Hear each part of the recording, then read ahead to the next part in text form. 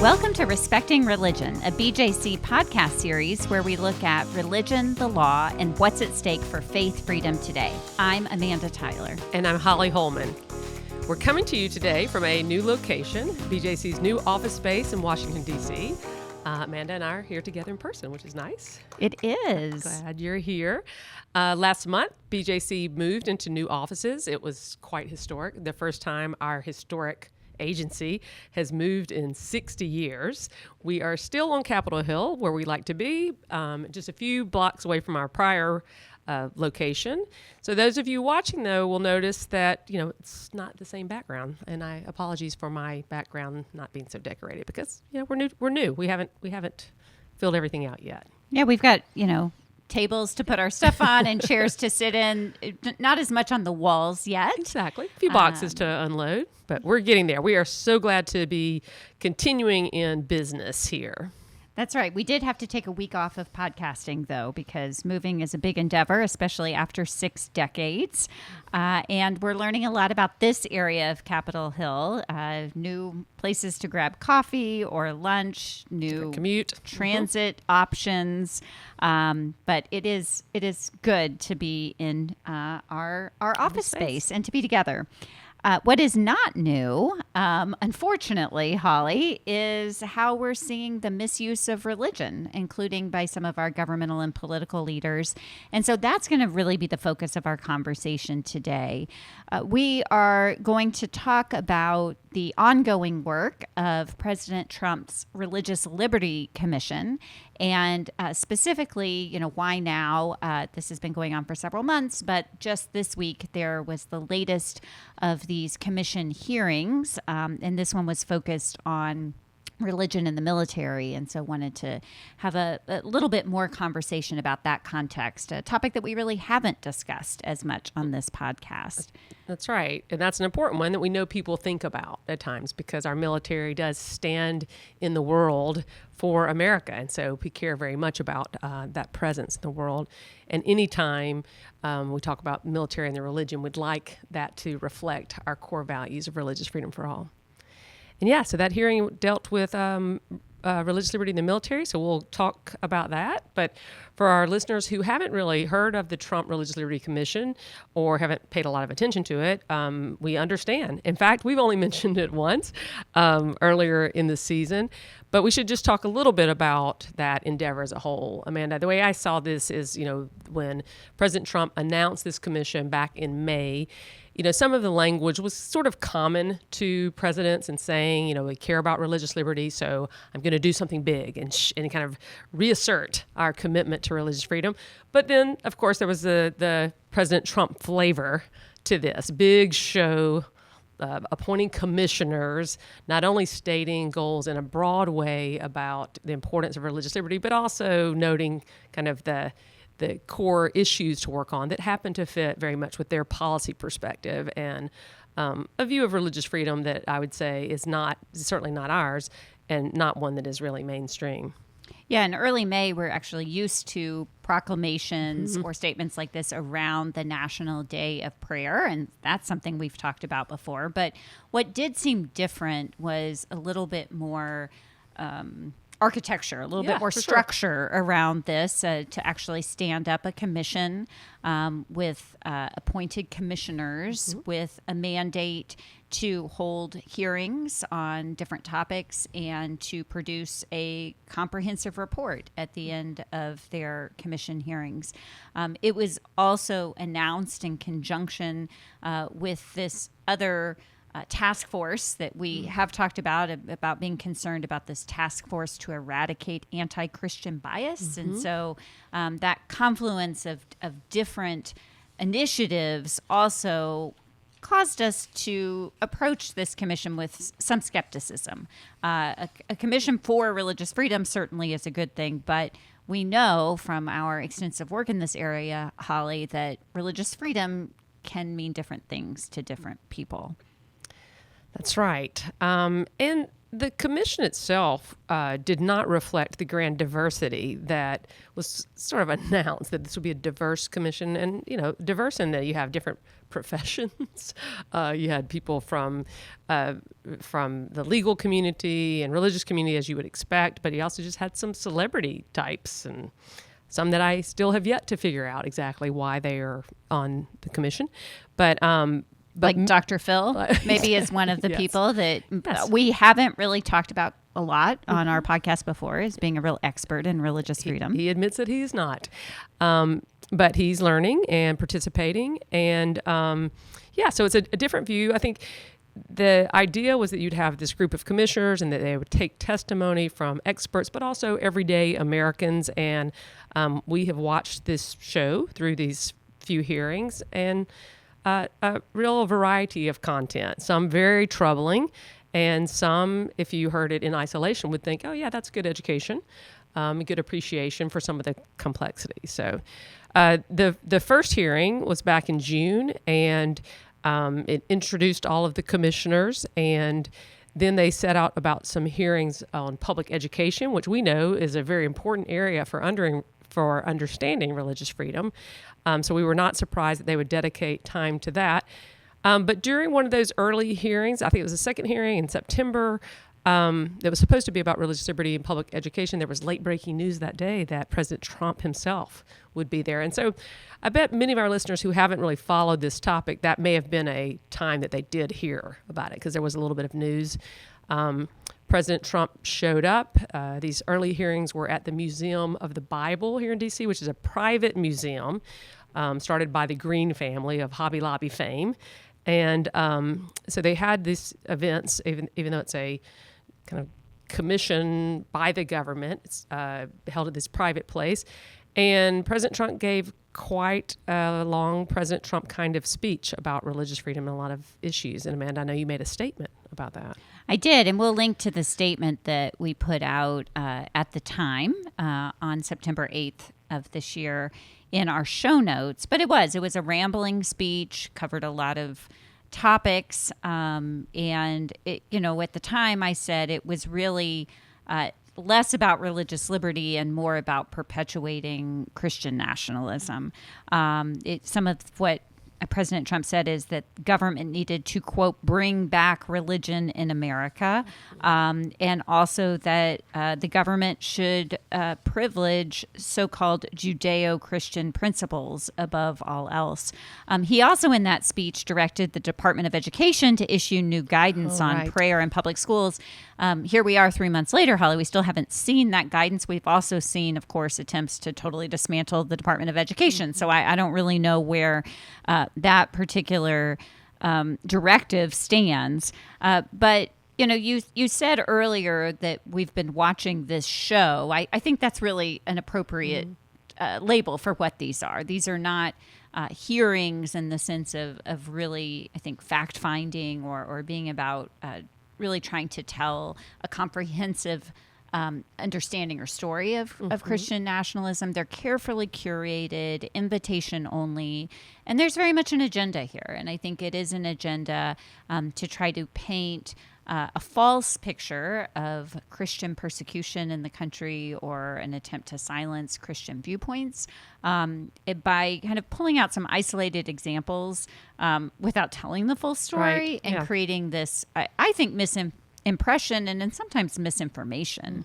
about religious freedom. Yeah. And I listened to some of those hearings, as the panelists, where you had either lawyers or the actors involved in controversies in public schools. And it was, pretty confusing too. So I don't know if the reports will end up with a more coherent story, because in all of this storytelling, what we learn too is that we care about religious freedom in specific ways, particularly in religion in the public schools. And there's a long-standing tradition of guidelines that have been helpful.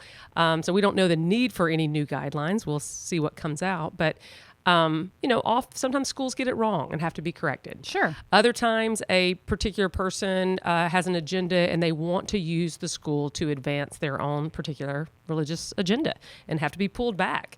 And the way that's reported is not always fair to the issues at bottom, the fact that we need to maintain religious liberty for all, and the school context. In the school context, we do that in particular ways. That's true. And, I think another thing that makes me think these aren't hearings in a typical sense. Like often when we think about hearings, we think about legislative hearings. And of course, there you have representation at the hearings from both the majority and the minority party.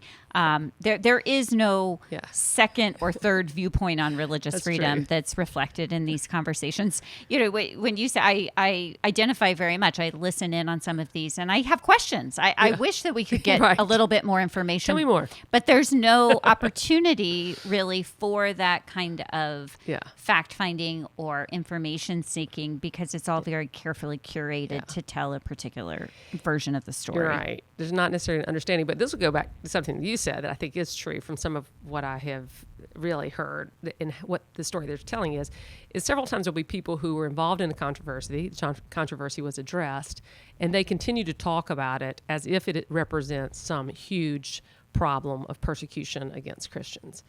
And, some folks that go through these stories, maybe there's a little bit of a lesson we could learn from them, but come on.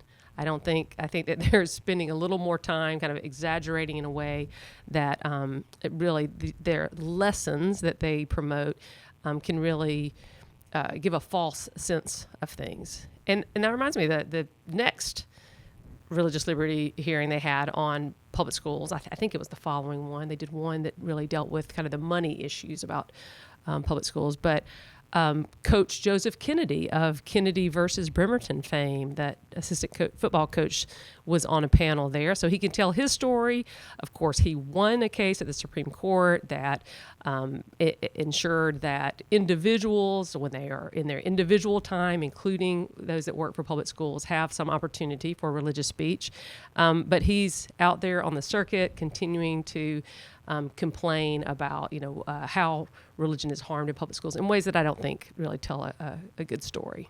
And certainly don't represent the vast majority of the real experience of religion in the public schools, which does respect religious pluralism and religious freedom for all students, teachers, and administrators. Yeah. So we'll be following that, and we'll see how they tell their story when it comes to a report and what kind of recommendations they make.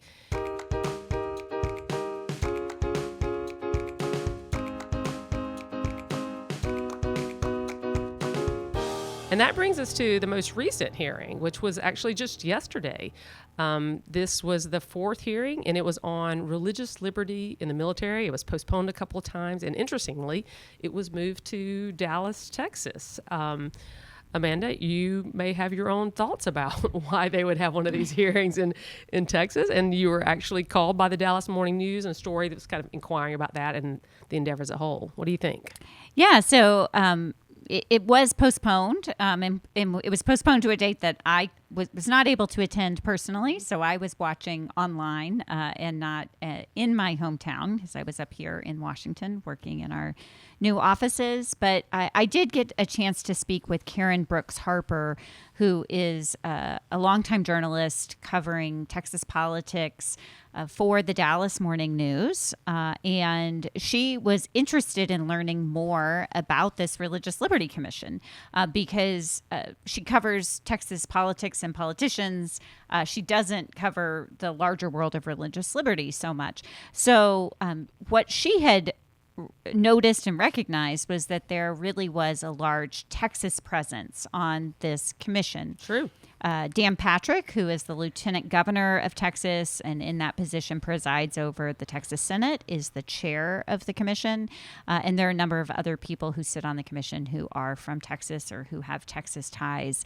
And in her reporting, which we'll link to here in the show notes as well, she really explains the story that this commission actually came as an idea of Dan Patrick. There's something that he suggested to the president and then presumably had some role in helping craft and shape. And he, again, was presiding over this most recent one. As he proposed a large theatrical approach to this issue, right? That's right, and that's also his background too. I mean, he comes from a broadcasting background and is I think used to telling a story, and so thought that this would provide some good TV for people to watch, so that's what. Kind of, I think that was a large reason that this was held in Dallas, was convenience for a lot of people on the commission, and not all of the people who were asked to testify were from Texas, but many of them did have Texas ties. Well, there was a couple of star roles that are well known in Texas that came out, but interestingly, this was planned a long time ago. I mean, I think it is a common topic that people want to understand about. How our country is a country of religious freedom and who the military is, and references to religion in our history. But also, I feel like this idea had been in the news, kind of lurking in the background as one of the big news stories of recent weeks, or is it months now, about the targeted attacks on boats that are presumed to be carrying drugs, and the legality of that. What is the military's role? And that's been a huge story. And of course, the leader of our Department of Defense is Secretary Pete Hegseth, who's one of the administration officials, I think most known for his Christian nation rhetoric. I'm not sure if that's right. I haven't done a statistical study, but he often talks about our faith, and he's led these I think religious gatherings in the Department of Defense and things like that. And so it has spurred some questions and conversation about who we are as a country, acting in this way, and what is the role of religion in the military. To that point, this is a little bit of an older story, but I think still relevant to this topic. We'll link to a piece by Jack Jenkins for Religion News Service, the title of which Defense Secretary Hegseth tests Constitution in Pentagon worship services. And it really does talk about the way that he has pushed not even religion in general, but a specific religious exercise and Christian beliefs, and his particular brand of Christianity through his official channels, and really questioning the legality and the appropriateness of that for a government official. And that, of course, was not then the topic of this hearing. No, there was no conversation about whether his actions were violating the Constitution. Good point. Exactly. But, the hearing, I would say, was like other hearings where we had various panels of some more factual and helpful than others, some more controversial and kind of just seeking to show that there was some problem to be fixed. And then there were two star witnesses that our listeners certainly know about out of your home state, Amanda. That's right. The first is David Barton, this pseudo-historian who I would say is probably the number one propagator of the Christian nation mythology and has been for decades. So you got to have him if you're going to have hearings on religion in Texas. So you got to start off with him. And he was the very first witness and was doing, I think, a typical show and tell of some of his documents and how, again, painting this very cherry-picked version of American history that takes certain anecdotes or founders' biographies out of context to paint a picture that suggests that America was founded as a Christian nation, that there was a deep connection between religious practice and, in this case, military exercise, particularly kind of going back to General George Washington and some of the practices throughout history, making an attempted constitutional argument, Holly, that there is the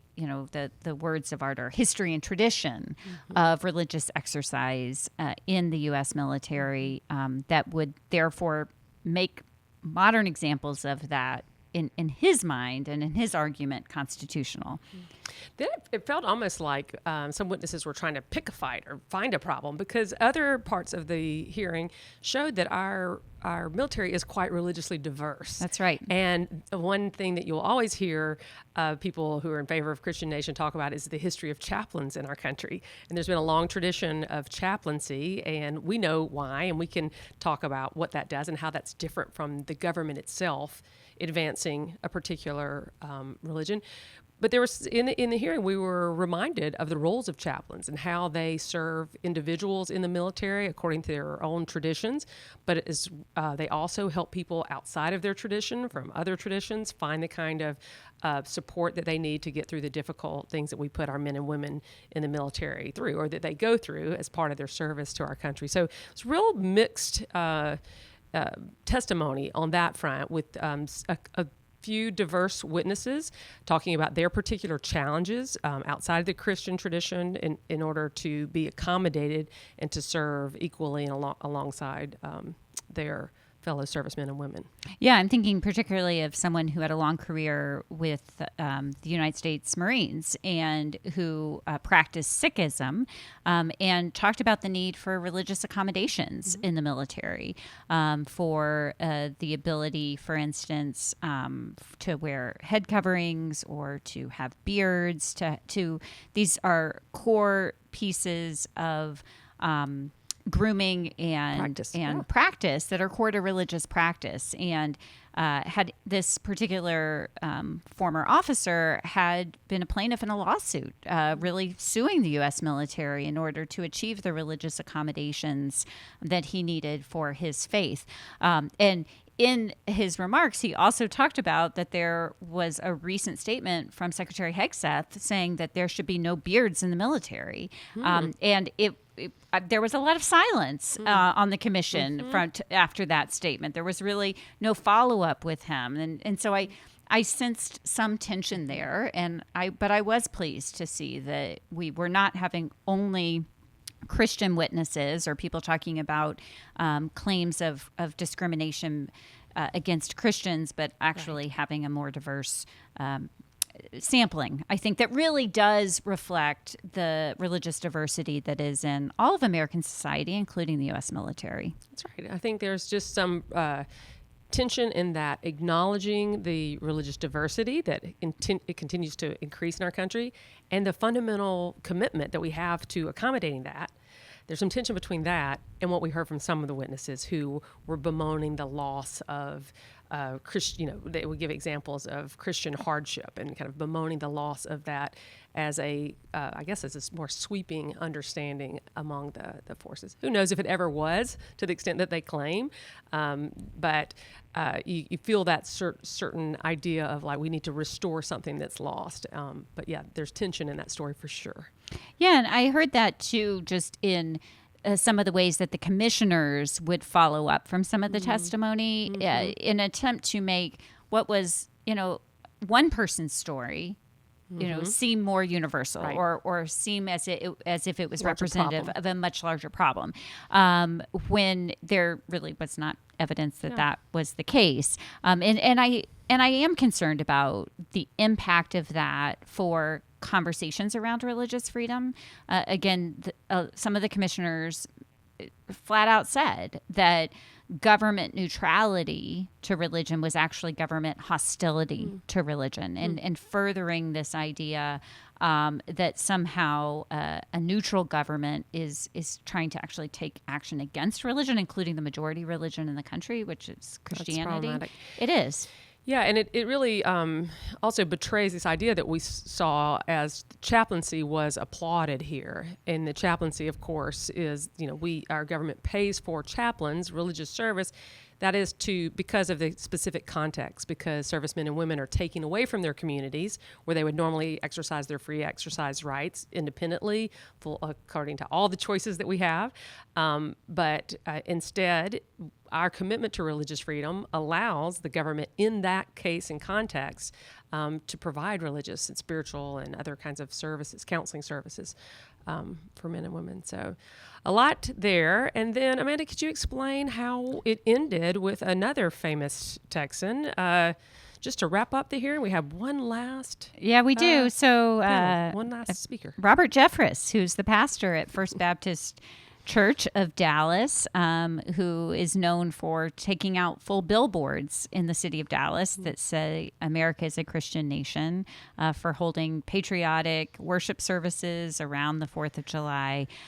He was there not to testify about religion in the military, but to tell his story about some investigations that have come from the IRS of his church and whether or not they had violated the Johnson Amendment, something that we have talked about in other contexts about whether they the church, he personally has made a practice of endorsing candidates, but whether the church had crossed lines in partisan campaign activity in the past. So it felt off topic from the rest of the stated purpose of this particular hearing. But I guess it was hard to come to Dallas and not invite him to testify at this hearing. I think that had to be it. So, the hearings wrapped up there, and we will certainly be staying tuned to the Department of Justice site on this commission. We'll be listening. They typically announce their hearings ahead of time, and we'll be following them and listening for any clues about efforts of this administration to push religious freedom in ways that are problematic, and we'll keep you all posted. Yeah, and we are expecting sometime next year for the commission to issue a report, presumably with some recommendations for the administration to take action on. We also expect, given that it will be in 2026, that there will be some tie-in to the semi-quincentennial celebration next year, the 250th anniversary of the Declaration of Independence. And frankly, I have concerns. I have concerns that this report and the tie-in will be used to provide even more misinformation around American history, trying to tell it through this lens of America as a Christian nation mythology, a history, I'm putting in quotes, that is inaccurate and is damaging to religious pluralism and to religious freedom. That's right. Well, thankfully, there are many people, including BJC, hard at work to defend faith freedom for all and to stand in the best tradition of religious freedom in our country as a religious freedom nation, not a Christian nation.